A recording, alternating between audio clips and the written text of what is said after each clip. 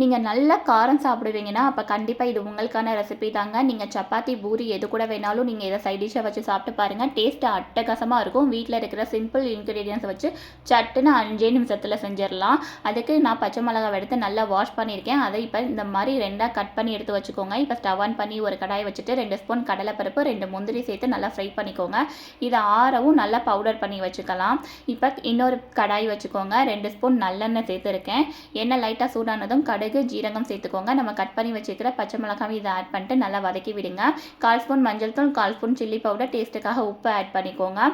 எல்லாத்தையும் சேர்த்து நல்லா வதக்கி விடுங்க. இப்போ மூடி போட்டு ஒரு 5 மினிட்ஸ் மீடியம் ஃப்ளேமில் பச்சை மிளகாவை நல்லா குக் பண்ண விடுங்க. இப்போ நம்ம அரைச்சி வச்சுருக்கிற கடலைப்பருப்பு பவுடரையும் இதில் ஆட் பண்ணிடலாம். 2 மினிட்ஸ் நல்லா ஃப்ரை பண்ணி விட்டு லாஸ்ட்டாக கொஞ்சமாக நல்லெண்ணெய் சேர்த்துட்டு நீங்கள் ஸ்டவ்வை ஆஃப் பண்ணிடுங்க.